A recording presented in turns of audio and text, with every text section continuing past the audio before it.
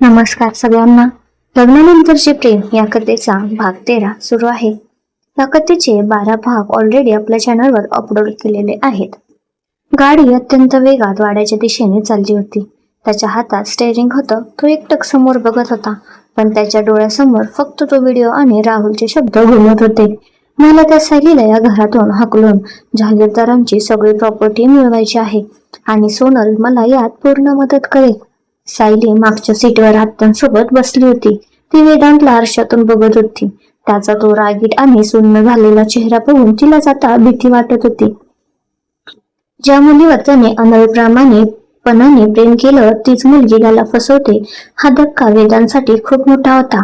राहुल मागच्या डिक्कीमध्ये कोंबलेला होता. तो भीतीने थरथरत होता. गाडी वाड्याच्या गेटवर आली, पण वेदांतने गाडी आत घेतली नाही. त्याने गेटवरूनच गाडी वळवली आणि वाड्याच्या मागच्या बाजूला असलेल्या एका जुन्या गोडाऊनकडे नेली. हे गोडाऊन जहागीरदारांचं होतं, जिथे खूप जुनं सामान आणि खराब झालेल्या गाड्या ठेवल्या जायच्या. तिथे भयंकर काळोख आणि शांतता होती. वेदांतने करकचून ब्रेक मारला. तो खाली उतरला. त्याने डिक्की उघडली आणि राहुलला कॉलर पकडून बाहेर खेचला. राहुल जमिनीवर कोसळला. वेदांत, मला सोड. मी खोटं बोलत होतो. राहुल रडत गयावया करू लागला. वेदांतने त्याच्या पोटात एक जोरात लाथ मारली. शटअप. एक शब्द बोललास तर जीभ हातात देईन तुझी. सायली आणि आत्या गाडीतून बाहेर आल्या. वेदांत, काय करतोयस तू? त्याला वाड्यात घेऊन चल. सगळ्यांसमोर याला उघडं करू आपण, आत्या म्हणाल्या. नाही आत्या. वेदांत दातोट खात म्हणाला. जर मी याला वाड्यात नेलं आणि सोनलला हा व्हिडिओ दाखवला तर ती परत काहीतरी खोटं बोलेल. ती रडण्याचं नाटक करेल आणि या सगळ्याचा दोष या शिवांशवर ढकलून मोकळी होईल. मला तिचं सत्य तिच्याच तोंडून ऐकायचंय आणि सर्वांसमोर आणायचंय. वेदांतने राहुलला फरफटत गोडाऊनच्या आत नेलं. तिथे एका जुन्या लोखंडी खुर्चीवर त्याला बसवलं आणि जाड दोरखंडाने त्याला घट्ट बांधून टाकलं. राहुलच्या तोंडाला त्याने एक कपाट बांधलं, जेणेकरून तो ओरडू शकणार नाही. वेदांतने सायलीकडे पाहिलं. तिचे डोळे अजूनही भीतीने थोडे मोठे झाले होते. वेदांत तिच्या जवळ गेला. त्याचा आवाज आता एकदम शांत आणि गंभीर झाला होता. सायली, तू हे सगळं रेकॉर्ड करून खूप मोठं काम केलंयस, पण मला अजून एक गोष्ट क्लिअर करायची आहे. सोनलने नेहमी सांगितलंय की तू तिला किडनॅप केलं होतंस. मला तो आरोप सुद्धा तुझ्यावरून कायमचा पुसायचा आहे. सायलीच्या डोळ्यात पाणी आलं. सर, मी खरंच काही नाही केलं. मला माहितीये सायली. वेदांतने हळूच तिच्या खांद्यावर हात ठेवला. तो व्हिडिओ बघितला मला समजले की कोण खोटं बोलतंय आणि कोण खरं. पण जोपर्यंत सोनल स्वतः हे कबूल करत नाही तोपर्यंत मला शांतता मिळणार नाही. वेदांतने आत्याकडे पाहिलं. आत्या, उद्या आपल्या वाड्यात कुलदेवताची मोठी पूजा आहे ना? हो वेदांत, उद्या सकाळीच पूजा आहे, आत्या म्हणाल्या. गुड. वेदांतच्या डोळ्यात एक भयंकर प्लॅनिंग होतं. उद्या त्या पूजेच्या वेळी जहागीरदार वाड्यातला सगळ्यात मोठा स्फोट होईल. त्यांनी राहुलला तिथेच गोडाऊन मध्ये अंधारात एकटं सोडून दिलं आणि ते वाड्यात परतले. रात्रीचे 12 वाजले होते. सोनल तिच्या रूम मध्ये वेड्यासारखी फेऱ्या मारत होती. राहुलचा फोन लागत नव्हता. तो मगाशी जो बाहेर गेला होता तो अजून परतलाच नव्हता. कुठे गेला हा इडियट? सोनल नख खात स्वतःशीच बडबडत होती. काही गडबड तर नाही ना झाली? तेवढ्यात तिच्या रूमचा दरवाजा उघडला आणि वेदांत आत आला. वेदांतला बघून सोनलने पटकन आपला फोन लपवला आणि ती मुद्दाम हसत त्याच्याकडे गेली. वेदांत, तू कुठे गेला होतास? मी किती वाट बघत होते तुझी. सोनलने त्याच्या गळ्यात हात टाकण्याचा प्रयत्न केला. वेदांतला तिचा तो स्पर्श आता किळसवाना वाटत होता, पण त्याला प्लॅननुसार नाटक करायचं होतं. त्याने हळू तिचा हात बाजूला केला. काही नाही सोनल, एक इम्पॉर्टंट मीटिंग होती. वेदांत खोटं हसत म्हणाला. उद्या मोठी पूजा आहे ना, म्हणून तयारी करत होतो. हो ना, मी खूप एक्साइटेड आहे उद्यासाठी, सोनल मुद्दाम लाडीक आवाजात म्हणाली. वेदांतने तिच्याकडे एक अत्यंत भेदक नजर टाकली. हो, उद्याचा दिवस खूप स्पेशल असणार आहे. खूप काही नवीन गोष्टी समोर येतील. सोनलला त्याच्या या वाक्याचा अर्थ समजला नाही. ती फक्त हसली. वेदांत तिथून निघून गेला. त्याच्या डोक्यात उद्याच्या पूजेचं सगळं प्लॅनिंग फिक्स होतं. दुसरा दिवस सकाळची वेळ. कुलदेवताची पूजा असल्यामुळे गावातल्या आणि पुण्यातली खूप मोठे लोक वाड्यात येणार होते. पूर्ण वाडा फुलांनी सजवला होता. सोनल आज खूपच नटून थटून तयार झाली होती. तिने एक अत्यंत महागडी डिझायनर साडी नेसली होती. गळ्यात जड दागिने आणि चेहऱ्यावर खूप भारी मेकअप. तिला वाटलं होतं की आजच्या पूजेला तीच वेदांच्या शेजारी बसेल. ती हॉलमध्ये आली आणि मुद्दाम वेदांच्या जवळ जाऊन उभी राहिली. वेदांतने एक सिल्कचा कुर्ता घातला होता तो नेहमीसारखाच डॅशिंग दिसत होता. तो पाहुण्यांशी बोलत होता, पण त्याचं लक्ष सारखं जिन्याकडे होतं. तेवढ्यात जिने उतरून सायली खाली आली. सायलीने आज एक अत्यंत सुंदर अशी गडद निळ्या रंगाची पैठणी नेसली होती. त्यावर नाजूक सोन्याचे दागिने, केसांचा अंबाडा आणि त्यात गजरा. तिच्या कपाळावरची ती छोटीशी टिकली आणि तो निरागस चेहरा. सायली आज खरंच एखाद्या अप्सरेसारखी दिसत होती. वेदांची नजर तिच्यावरच खेळली. तो पाहुण्यांशी बोलणं विसरला. तो फक्त सायलीकडे एकटक बघत राहिला. त्याची ती नजर बघून सोनलचा जळफळाट झाला. ही भिखाडी आज मुद्दाम एवढी नटून आली. सोनल स्वतःशीच पुटपुटली. सायली हळूहळू चालत खाली आली. ती आत्यांच्या जवळ जाऊन उभी राहिली. वेदांतने सायलीकडे बघून एक हलकस हसू दिलं. सायलीचे गाल लाजेने लाल झाले. तिने हळूच नजर खाली वळवली. हा छोटासा रोमॅन्टिक आय कॉन्टॅक्ट बघून सोनल रागाने लालबुंद झाली. ती मुद्दाम पुढे गेली आणि तिने वेदांतचा हात पकडला. वेदांत, चल ना, आपण पूजेला बसूया. गुरुजी बोलवतायत, सोनल मोठ्याने म्हणाली, जेणेकरून सगळ्यांना ऐकू येईल. वेदांतने आपला हात झटकून सोडवला. सोनल, ही कुलदेवताची पूजा आहे आणि या पूजेला फक्त घरची सूनच बसू शकते. सोनलचा चेहरा पडला. पण वेदांत, मी तर तू माझी कुणीही नाहीये सोनल. वेदांतने थंड आवाजात सर्वांसमोर म्हटलं. हॉलमध्ये एकदम शांतता पसरली. आईसाहेब शॉक होऊन बघू लागल्या. वेदांत सायलीच्या जवळ गेला. त्याने सायलीचा हात अत्यंत आदराने स्वतःच्या हातात घेतला. चल सायली, आपल्याला पूजेला बसायचंय. सायलीच्या हृदयाची धडधड वाढली. वेदांत सरांनी सर्वांसमोर माझा हात पकडला आणि मला पूजेला मान दिला. सायलीच्या डोळ्यात आनंदाचे अश्रू आले. वेदांत आणि सायली गुरुजींच्या समोर पाठावर शेजारी शेजारी बसले. सोनल एका कोपऱ्यात उभी राहून दात ओठ खात होती. तिचा अपमान आज सर्वांसमोर झाला होता. पूजा सुरू झाली. मंत्रोच्चार सुरू झाले. वेदांतने हळूच सायलीकडे पाहिलं. ती डोळे मिटून हात जोडून बसली होती. तिचा तो शांत आणि सात्विक चेहरा बघून वेदांतला स्वतःचाच खूप राग आला. मी या मुलीला किती त्रास दिलाय. हिच्यासारख्या निरागस मुलीवर मी किडनॅपिंगचा आरोप लावला. आज मी हिच्यावरचा हा कलंक कायमचा पुसून टाकेन. पूजा संपली. सगळेजण प्रसाद घेण्यासाठी उभे राहिले. प्रतापरावांनी आत्या अत्यंत समाधानाने वेदांत आणि सायलीकडे बघत होते. तेवढ्यात वेदांतने गुरुजीकडून माईक हातात घेतला. हॉलमधले सगळे लोक शांत झाले. वेदांतचा आवाज पूर्ण वाड्यात घुमला. आज या पवित्र दिवशी मला तुम्हाला काहीतरी खूप महत्वाचं सांगायचंय. सोनलला काहीतरी गडबड असल्याची जाणीव झाली. गेले काही महिने वेदांत म्हणाला, माझ्या कुटुंबावर आणि विशेषतः माझ्या पत्नीवर, सायलीवर काही खूप घाणेरडे आणि खोटे आरोप लावले गेले. सायली शॉक होऊन वेदांतकडे बघू लागली. वेदांतने सोनलकडे पाहिलं. त्याचे डोळे आता रक्तासारखे लाल झाले होते. सोनल कदम. वेदांतने थेट तिचं नाव घेतलं. जिने सर्वांसमोर असं सांगितलं होतं की सायलीने तिला किडनॅप केलं आणि बळजबरीने माझ्याशी लग्न केलं. सोनल घाबरून 2 पावलं मागे सरकली. वेदांत, तू काय बोलतोयस? हे वेदांतने खिशातून आपला मोबाईल काढला आणि तो मोठ्या प्रोजेक्टवर कनेक्ट केला. मला जास्त काही बोलायचं नाहीये, तुम्ही फक्त हा व्हिडिओ बघा. प्रोजेक्टवर तो व्हिडिओ सुरू झाला. तोच व्हिडिओ जो सायलीने काल रात्री बारमध्ये रेकॉर्ड केला होता. मला त्या सायलीला या घरातून हाकलून जहागीरदारांची सगळी प्रॉपर्टी मिळवायची आहे आणि सोनल मला यात पूर्ण मदत करेल. राहुल आणि बबन ते शब्द पूर्ण हॉलमध्ये स्पष्ट ऐकू आले. सगळे पाहुणे शॉक झाले. आईसाहेबांच्या पायाखालची जमीन सरकली. त्यांनी अविश्वासाने सोनलकडे पाहिलं. सोनलचा चेहरा पूर्णपणे पांढरा पडला होता. तिला घाम फुटला होता. तिचा सगळा प्लॅन, सगळा खोटेपणा सर्वांसमोर उघडा पडला होता. वेदांत, हे खोटं आहे. सोनल रडण्याचे नाटक करत पुढे आली. हा व्हिडिओ खोटा आहे. तो राहुल खोटं बोलतोय. वेदांतने हसून तिच्याकडे पाहिलं.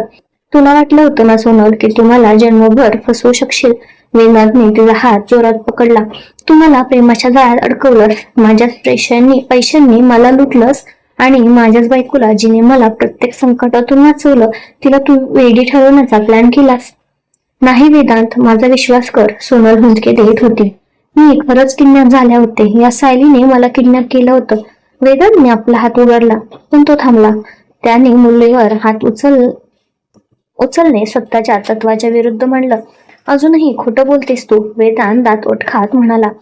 तुला वाटतंय मी तुझ्या या मगरीच्या अश्रूंवर विश्वास ठेवेन? वेदांतने प्रतापरावांना इशारा केला. प्रतापरावांनी 2 सिक्युरिटी गार्ड्सना आत बोलवलं. त्यांच्यासोबत राहुल होता. राहुलची अवस्था खूप वाईट होती. त्याचे कपडे फाटले होते. चेहऱ्यावर मार लागलेला होता. राहुलला बघून सोनलचा श्वास थांबला. सांग राहुल, वेदांत कळवला. सांग सर्वांसमोर, सोनलला कोणी किडनॅप केलं होते? राहुल भीतीने थरथरत होता. तो प्रतापरावांच्या पाया पडला. मला माफ करा साहेब. राहुल रडत म्हणाला. सोनलला कोणीच किडनॅप केलं नव्हतं. तिनेच हा सगळा प्लॅन बनवला होता. तिला वेदांच्या आईचा कडक स्वभाव आवडत नव्हता. तिला फक्त जहागीरदारांची प्रॉपर्टी हवी होती, म्हणून तिने पळून जाण्याचं नाटक केलं. आणि मग आपण किडनॅप झाल्याचा खोटा व्हिडिओ बनवून वेदांतकडून 5 कोटी रुपये उकळले. हे ऐकून हॉलमध्ये एक कुजबूज सुरू झाली. सायली शॉक होऊन ऐकत होती. म्हणजे सोनलने स्वतःला किडनॅप केलं होतं आणि सायलीचा यात काय हात होता? वेदांतने पुढचा प्रश्न विचारला. सायलीचा यात काहीच हात नव्हता, राहुल म्हणाला. सोनलला सायलीचा नेहमी राग यायचा. तिला वाटत होतं की सायलीने तिची जागा घेतलीये, म्हणून तिने मुद्दाम व्हिडिओमध्ये सायलीचं नाव घेतलं, जेणेकरून वेदांत सायलीला घरातून हाकलून देईल. हे सत्य ऐकताच वेदांच्या डोळ्यातून एक अश्रूचा थेंब वगळला. त्याने सायलीकडे पाहिलं. सायलीचे डोळे पाण्याने डबडबले होते, पण आज हे अश्रू दुःखाचे नव्हते. हे सुटकेचे अश्रू होते.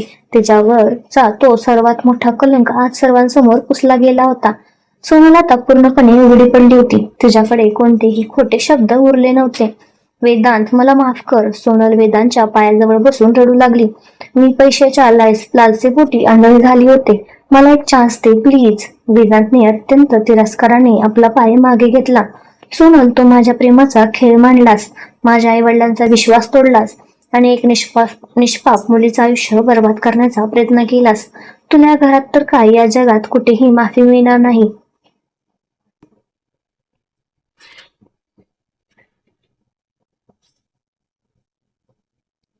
वेदांतने पोलिसांना फोन लावला. इन्स्पेक्टर, माझ्या घरात 2 फ्रॉड लोक आहेत, ज्यांनी मला फसवून 5 कोटी रुपये लुटले आणि माझ्या कुटुंबाला मानसिक त्रास दिलाय. तुम्ही आत्ताच्या आत्ता येऊन यांना अटक करा. पोलीस थोड्याच वेळात तिथे आले. त्यांनी राहुल आणि सोनलला हातकड्या घातल्या. सोनल रडत रडत पोलिसांसोबत बाहेर जात होती. जाताना तिने सायलीकडे एक नजर टाकली. परत येईल सायली, मी तुला सोडणार नाही. सोनल दातोट खात ओरडली. पोलीस त्यांना घेऊन गेले. हॉलमध्ये आता एक वेगळी शांतता होती. पाहुणे हळूहळू निघून गेले. आत्या आणि प्रतापराव अत्यंत समाधानाने वेदांतकडे बघत होते. वेदांत सायलीच्या जवळ आला. त्याचा इगो, त्याचा तो राग, सगळं काही आज संपलं होतं. त्याने सायलीच्या समोर गुडघे टेकले. सगळे शॉक झाले. सायली तर भीतीने 2 पावलं मागे सरकली. सर, हे काय करताय तुम्ही? उठा प्लीज, सायली रडत म्हणाली. वेदांतने तिचे दोन्ही हात स्वतःच्या हातात पकडले. त्याचे डोळे खऱ्या अश्रूंनी भरले होते. मला माफ कर सायली. वेदांतचा आवाज खूप हळवा आणि रडका झाला होता. मी तुला खूप त्रास दिलाय. तुला अंधार कोठडीत टाकलं, तुझ्यावर खोटे आरोप लावले. तू वारंवार सांगत होतीस की तू निर्दोष आहेस, पण मी आंधळा झाला होतो. मला माझी चूक समजायला खूप उशीर झाला. वेदांतने तिचे दोन्ही हात स्वतःच्या हातात घट्ट पकडले. प्लीज, मला एक संधी दे. सायलीचे डोळे घळाघळा वाहत होते. गेल्या काही महिन्यात तिने जो नरक भोगला होता, तो अपमान सहन केला होता, तो सगळा तिच्या डोळ्यांसमोर एखाद्या चित्रपटासारखा फिरू लागला. तो अंधार, तो गळ्यावरचा वेदांचा बोटांचा दाब, डायनिंग टेबलवरचा तो अपमान, सगळं काही. नाही नाही सर. सायलीने अत्यंत झटक्यात स्वतःचे हात वेदांतच्या हातातून सोडून घेतले. तिने वेदांतकडे नजर टाकली. तिच्या ओठांवर शब्द येत नव्हते.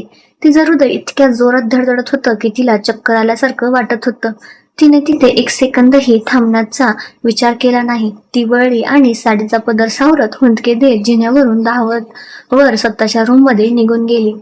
सायली, वेदांतने तिला थांबवण्यासाठी हात पुढे केला, पण ती तोपर्यंत वर निघून गेली होती. वेदांत तिथे जमिनीवर गुडघ्यावर बसून राहिला. त्याचे हात खाली गळाले. त्याला आतून इतकं भयंकर गिल्ट वाटत होतं की हॉलमध्ये आता फक्त प्रतापराव, आत्या आणि वेदांत उरले होते. वेदांत हळूहळू जमिनीवरून उठला.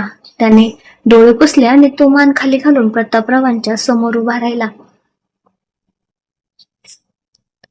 बाबा, वेदांत काहीतरी बोलण्याचा प्रयत्न करत होता, पण प्रतापरावांनी त्याला थांबवलं. वेदांत, सॉरी बोलून जर माणसाच्या मनावरच्या जखमा भरल्या असताना तर जगात कोणीच दुःखी राहिलं नसतं. प्रतापरावांचा आवाज अत्यंत गंभीर आणि शांत होता. तू आज माफी मागितलीस, हे चांगलं केलंस, पण तुला वाटतंय का की एका सॉरीने ती मुलगी सगळं विसरून जाईल?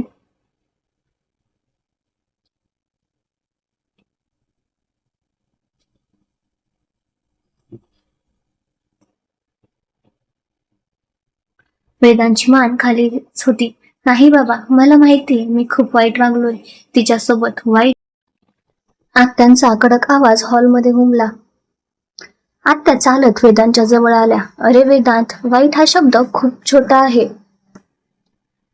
तू जे केलंस त्यासाठी तू एका निष्पाप मुलीला जनावरासारखी वागणूक दिलीस. तिला या जगात कोणीच नाहीये. तिला तू स्वतःच्या घरात एका मोलकरणीसारखं ठेवलंस. तिच्या गळ्यात मंगळसूत्र बांधून तू तिला कधीच पत्नीचा दर्जा दिलास नाहीस. आणि वरून त्या भामट्या राहुलच्या बोलण्यावरून तिच्या चारित्र्यावर बोट ठेवलंस.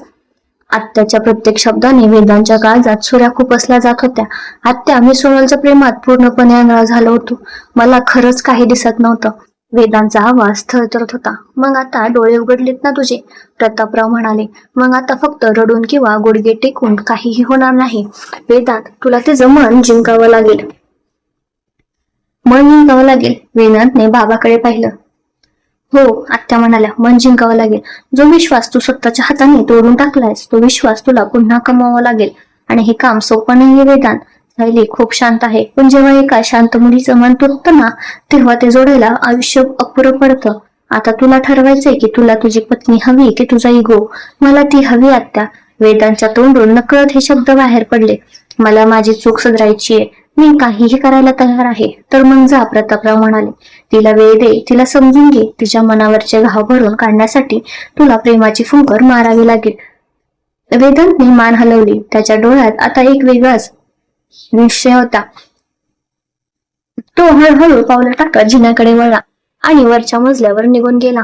रात्रीचे 10:30 वाजले होते. वाड्यात भयंकर शांतता पसरली होती. बाहेर पाऊस पडण्याची चिन्ह दिसत होती. थंड हवा खिडकीतून आत येत होती. वेदांच्या रूम मध्ये पूर्ण अंधार होता. फक्त खिडकीतून येणाऱ्या चंद्रप्रकाशात सायली बेडच्या एका कोपऱ्यात जमिनीवर बसलेली दिसत होती. तिने स्वतःचे गुडघे पोटाशी घेतले होते आणि खिडकी बाहेर शून्यात बघत होती. तिच्या डोळ्यातून अश्रू वाहून आता डोळे कोरडे आणि सुजलेले झाले होते. आज सोनलचं सत्य बाहेर आलं होतं, पण आज ती निर्दोष सिद्ध झाली होती. पण तरीही तिच्या मनात कोणताही आनंद नव्हता, कारण तिच्या आत्मसन्मानाचे आधीच हजारो तुकडे झाले होते. तेवढ्यात रूमचा दरवाजा हळूच उघडला गेला. वेदांत आत आला. त्याने पाहिलं की रूम मध्ये अंधार आहे. त्याने लाईट लावली नाही. तो हळूहळू चालत सायलीच्या जवळ आला. सायलीला त्याची चाहूल लागली, पण तिने त्याच्याकडे पाहिले नाही. ती तशी शून्यात बघत बसून राहिली. वेदांत तिच्या शेजारी जमिनीवर खाली बसला. दोघांमध्ये काही इंचाचंच अंतर होतं. सायली, वेदांत अत्यंत हळव्या आवाजात म्हणाला. सायलीने कोणतीही रिॲक्शन दिली नाही, जणू तिला काहीच ऐकू आले नाहीये. वेदांतने एक खोल श्वास घेतला. त्याच्या छातीत खूप दुखत होतं. आज पहिल्यांदाच त्याला कुणाकडे तरी अशी भीक मागावी लागत होती. सायली, मला माहितीये तुला माझ्याशी बोलायची इच्छा नाहीये. वेदांत खाली मान घालून बोलू लागला. पण मला तुझ्याशी बोलावंच लागेल. आज जो काही प्रकार झाला, सोनलचं जे सत्य बाहेर आलं ते बघून मला स्वतःचीच लाज वाटते. मी किती मोठा मूर्ख होतो. मी एका खोट्या मुलीवर विश्वास ठेवला, जिने मला नेहमी साथ दिली, जिने खऱ्या अर्थाने माझ्या कुटुंबाची इज्जत वाचवली. तिला मी गुन्हेगार ठरवलं. वेदांचे डोळे भरून आले. त्याच्या आवाजातला ते रडणं आणि तडफड स्पष्ट जाणवत होती. जेव्हा मी तुला त्या अंधार कोठडीत टाकलं, वेदांत पुढे म्हणाला, तेव्हा मला वाटत होतं की मी सूड घेतोय. पण आज मला समजलं की मी स्वतःच्याच आयुष्यात अंधार करून बसलो होतो. तुला जे काही भोगावं लागलं ते फक्त माझ्यामुळे. मी तुझा नवरा बनण्याच्या लायकीचा नाहीये सायली. वेदांच्या डोळ्यातून एक मोठा अश्रूचा थेंब त्याच्या गालावर ओघळला. त्याने हळूच आपला हात पुढे केला आणि सायलीच्या हाताला स्पर्श करण्याचा प्रयत्न केला. पण जसा वेदांचा हात सायलीच्या हाताला लागला, सायलीने झटक्यात आपला हात मागे ओढून घेतला. वेदांचा हात हवेतच थांबला. त्याने शॉक होऊन सायलीकडे पाहिलं. सायलीने हळूच आपली मान वळवली आणि वेदांच्या डोळ्यात थेट पाहिलं. तुम्हाला तुमची चूक समजली सर, हे खूप चांगलं झालं. सायलीचा आवाज अत्यंत शांत होता. किमान आता माझ्यावर कोणी किडनॅप असल्याचा आरोप तर नाही लावणार नाही. सायली, प्लीज मला सर म्हणू नकोस. वेदांतला तो सर शब्द खूप टोचत होता. I am sorry Sayali, please मला एक चान्स दे. वेदांत रडत तुझ्यासमोर हात जोडून म्हणाला. मी सगळं ठीक करेन. मी तुला राणीसारखं ठेवेन या घरात. सायलीने हळूच मान नकारार्थी हलवली. काही गोष्टी अशा असतात सर, ज्या एकदा तुटल्या की परत कधी जोडता येत नाहीत. सायली अत्यंत कोल्ड रिॲक्शन देत म्हणाली. विश्वास तुटला की तो पुन्हा जोडता येत नाही सर. हे वाक्य वेदांच्या काळजात थेट आरपार घुसला. तुम्हाला वाटतं की एक वेळा सॉरी बोलून आणि 2 अश्रू ढाळून सगळं नॉर्मल होईल, सायली पुढे म्हणाली. पण तसं होत नसतं. सायलीने भिंतीचा आधार घेतला आणि ती हळूहळू उभी राहिली. आपल्या दोघांमध्ये जे काही नातं आहे ते फक्त या मंगळसूत्रामुळे आहे. सायलीने गळ्यातल्या मंगळसूत्राला हात लावत म्हटलं, आणि ते सुद्धा फक्त बाबांच्या भीतीमुळे तुम्ही मला घालू दिले. आपण एका छताखाली राहू सर, पण आपण नवरा बायको कधीच होऊ शकत नाही. आपण फक्त दोन अनोळखी लोक आहोत ज्यांना परिस्थितीने एकत्र बांधून ठेवले. सायली प्लीज असं नको बोलूस. वेदांत उठून उभा राहिला. मला शिक्षा दे हवं तर, पण मला असं दूर नको करूस. मला आता तुझी सवय झालीये. सवय? सायली हसली. सवय तर माणसाला निर्जीव वस्तूंची सुद्धा होते सर. मला तुमची माफी नकोय आणि तुमची दया सुद्धा नकोय. मला आता एकटं राहायचंय. प्लीज मला झोपू द्या. सायलीने वेदांतकडे एक शेवटची नजर टाकली आणि ती वळून बेडवर जाऊन झोपली. तिने पांघरून ओढून घेतला आणि वेदांतकडे पाठ फिरवली. वेदांत तिथेच उभा राहून तिच्याकडे पाठीकडे बघत राहिला. त्याची अवस्था एखाद्या पाण्याबाहेर काढलेल्या माशासारखी झाली होती. त्याची तडफड सुरू झाली होती. वेदांतने स्वतःच्याच छातीवर हात ठेवला.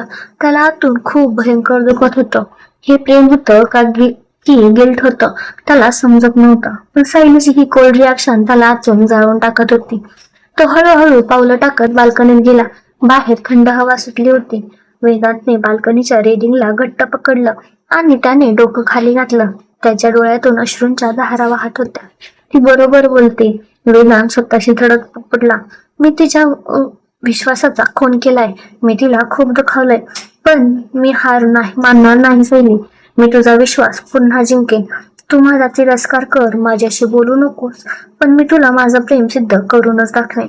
वेदांतने रात्रभर बाल्कनीत उभं राहून काढले. सकाळ झाली. वाड्यातलं वातावरण आज खूप शांत आणि नॉर्मल वाटत होतं. सोनल आणि राहुल घरातून गेल्यामुळे वाड्याला जणू एक मोकळा श्वास घेता आला होता. डायनिंग टेबलवर सगळे बसले होते. प्रतापराव आणि आत्या हसत गप्पा मारत होत्या. आईसाहेब मात्र शांत होत्या. सोनलची आठवण त्यांना येत होती, पण तिने तो निष्पेना केला होता त्यामुळे त्याही काही बोलू शकत नव्हत्या. सायली किचन मधून नाश्ता घेऊन बाहेर आली.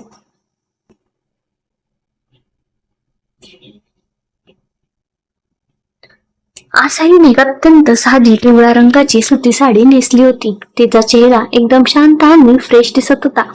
वेदांत डायनिंग टेबलवर बसला होता.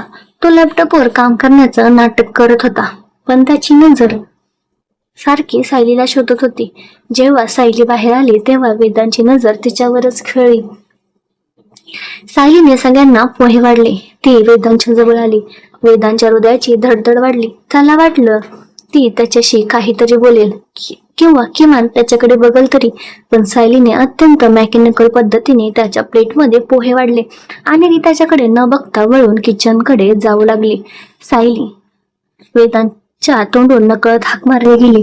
सायलीचे पाय थांबले. तिने मागे वळून पाहिलं. तिचा चेहरा पूर्णपणे ब्लॅक होता. हा सर, सायली अत्यंत थंड आवाजात म्हणाली. वेदांतला तो सर शब्द पुन्हा एकदा सुईसारखा टोचला. त्याने आजूबाजूला पाहिलं. सगळे त्याच्याकडे बघत होते. मला थोडी कॉफी मिळेल का? वेदांत थोडा अडखळत म्हणाला. हो, आत्ता आणते. सायलीने कोणतीही रिॲक्शन न देता मान हलवली आणि ती किचनमध्ये निघून गेली. प्रतापराव आणि आत्यांनी एकमेकांना बघून एक हलकसं हसू दिलं. त्यांना वेदांची तडफड बरोबर दिसत होती. थोड्या वेळाने सायली कॉफी घेऊन आली. तिने कॉफीचं मग वेदांतच्या शेजारी ठेवला. थँक्यू, वेदांत हळूच म्हणाला.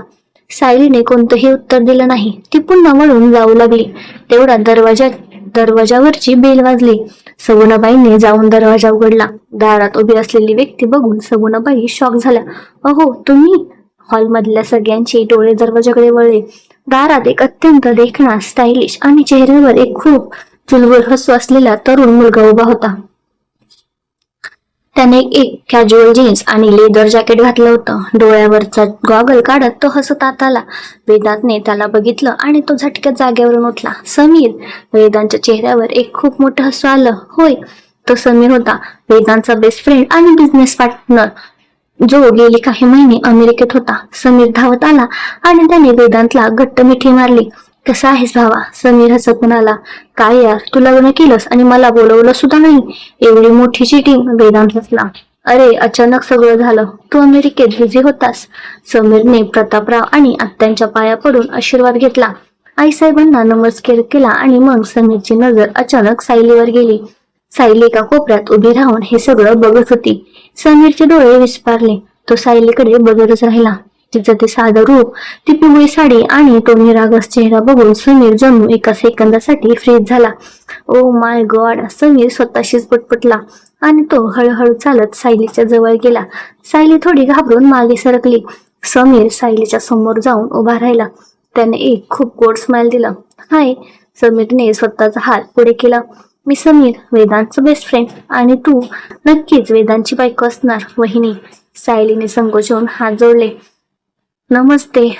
अरे नमस्ते वगैरे नको, समीर हसत म्हणाला. आणि प्लीज मला दीर वगैरे समजू नका, मी तुझा फ्रेंड आहे. बाय द वे, तू खूपच सुंदर आहेस. वेदांत खरंच खूप लकी आहे. समीरचं हे बोलणं आणि तो ज्या प्रकारे सायलीकडे बघून हसत होता, हे सगळं बघून वेदांतच्या चेहऱ्यावरचं हसू अचानक गायब झालं. वेदांतच्या डोळ्यात एका सेकंदात भयंकर जेलसी निर्माण झाली. त्याचे हात मुठ्ठीत वळले गेले. समीर सायलीशी आणखी काहीतरी बोलणार तेवढ्यात वेदांत मध्ये आला. त्याने मुद्दाम समीरच्या खांद्यावर हात टाकून त्याला मागे ओढलं. अरे समीर, चल ना, आपण बसूया, वेदांत थोड्या कडक आवाजात म्हणाला. समीर हसत वेदांत सोबत गेला, पण त्याची नजर अजूनही सायलीवरच होती. तुम्हाला हा भाग कसा वाटला मला कमेंटमध्ये नक्की सांगा आणि लाईक करायला विसरू नका. आणि पुढचा भाग बघण्यासाठी चॅनलला सबस्क्राईब करा.